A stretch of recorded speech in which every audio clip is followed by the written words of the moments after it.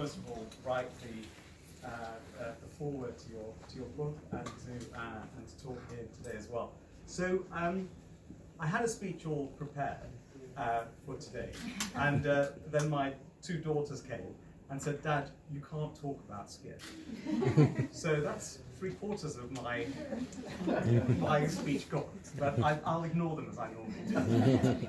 So imagine you have your child, your baby, and the child looks normal, everything is normal. Everyone tells you you've got a normal baby, and it feeds normally.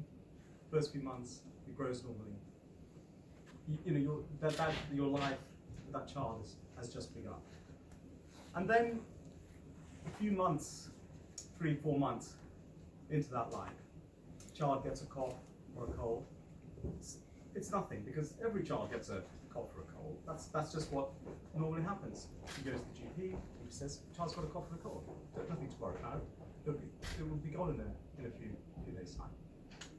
Doesn't get any better. You can see the child's not feeding, the child's not growing, and so you go back to the GP.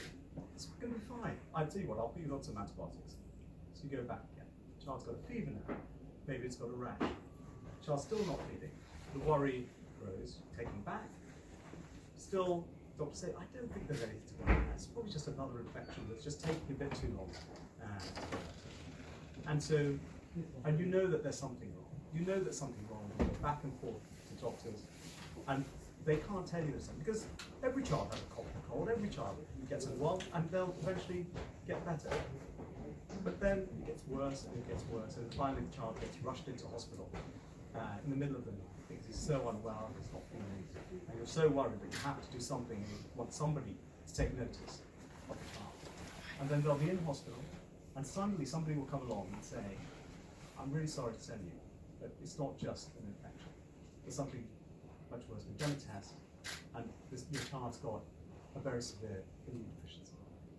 And that's how it happens. That's how it happens for most of these children. And then that infection can be very, very difficult to treat. The child ends up in intensive care, and then it is the first roll of the house. You don't know what's going to happen at that stage. They'll ring a specialist, they'll ring us at Great Wall Street, and the child gets blue lights over, and that's sometimes the first time you see them. This is often when you see the child on intensive care. And unfortunately, that might be the infection that carries that child away. Sometimes we can pull them back from those kind of infections and then offer them.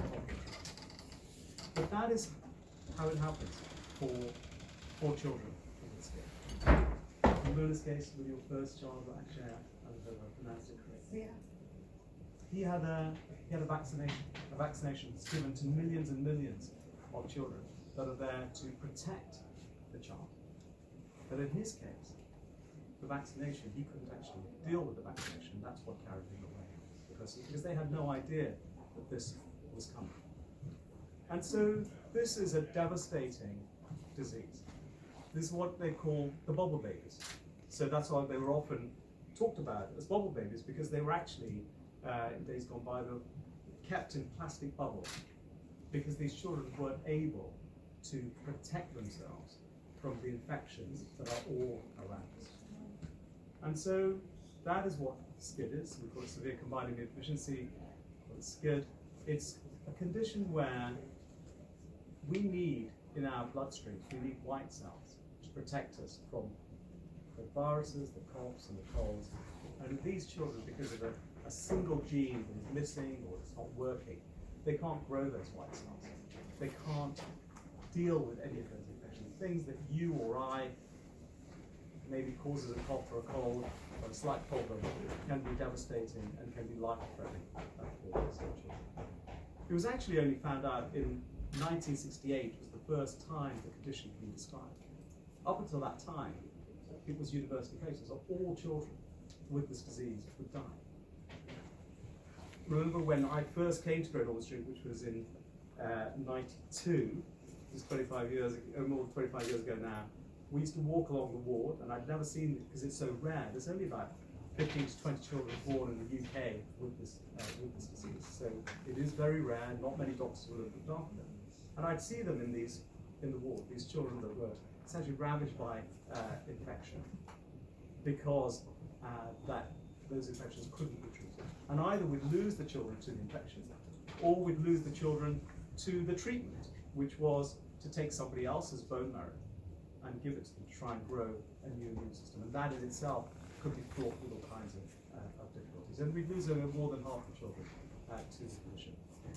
So the best part of my life, working life, has been to try and improve those outcomes through research, try and find better ways of treating the children, either to improve the way we do bone marrow transplant, or actually replace the missing gene, or more recently, trying to understand whether we can diagnose those children at birth.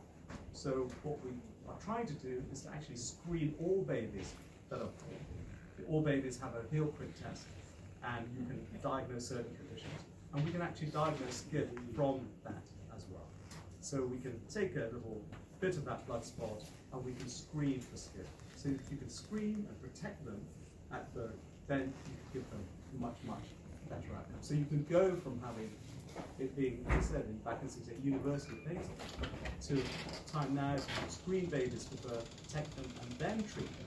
You can go to over 90% survival. So it's a huge difference that it makes. So it's now happening in the USA, it's happening in parts of Europe, and we've been campaigning for that. And in fact, Mona was with me at the House of Parliament, I think it's a couple of years ago now, campaigning for that in the UK. I was at a meeting yesterday, and hopefully we'll start screening for SCID next year at some point. We are always a little bit slower in the UK. But that's what the condition is, that's what can be done, and I hope we can improve those outcomes. But I'm not really here to talk just about SCID today. This story, Roll of Dice, it's about SCID, but it's Mona's story.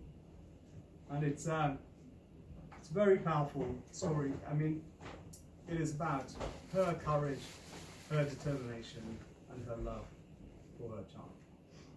It's about, you can only read and try and understand, but if you've lost one child, you're not going to let it happen again. And that was her determination, her courage to make sure that she wasn't going to be dealt another roll of the dice. Because when Krish was born, it was in difficult circumstances. He came quite early. 8 weeks. 8 weeks early. And he was diagnosed as having SCID. And that's double trouble, as it were. Not only have you got a child now that's got this disease, but it's also been born very, very early. And so when he came to Great Ormond Street, he was a tiny scrap of child, and we'd never seen a child like him. As he was the smallest child we'd really looked after. And in fact, I think we didn't have cots and equipment big enough to be able to look after him because he was so small. And that presented us with a whole series of things that we needed to deal with.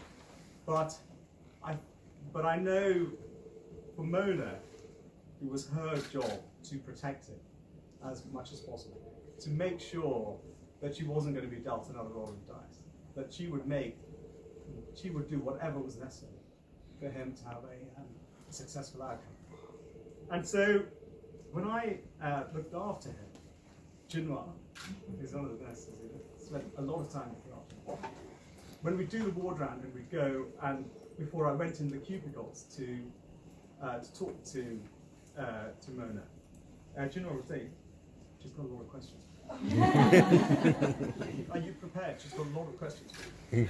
So every time I went in, it would be one question after another. Dr. Gaspar, I've looked on the internet, and what you say you're going to do for Krish is not what Dr. Buckley said she would do for this. And Dr. Gaspar, why are you giving that answer? So it was one question after another. But, you know,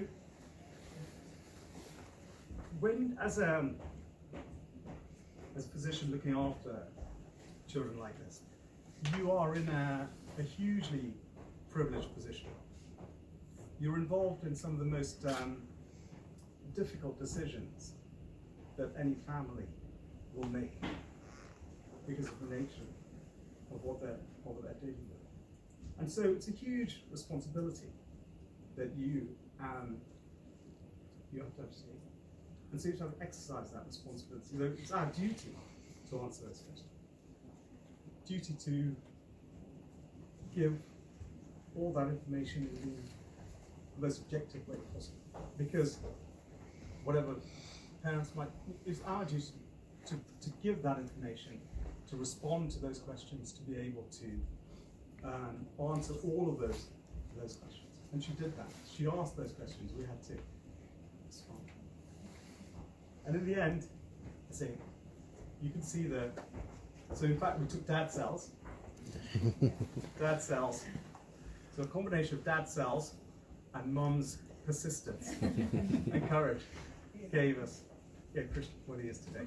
And so he's done incredibly well. And that, as I've said to you before, that is it now. He will, that will give him a normal life, will grow a new immune system that will function, that will stop, that will keep him free of his bubble, that will allow him to fight these infections and be cured of his disease. So, Mona, I salute your courage, your determination, your love, and I hope you all enjoy reading the story.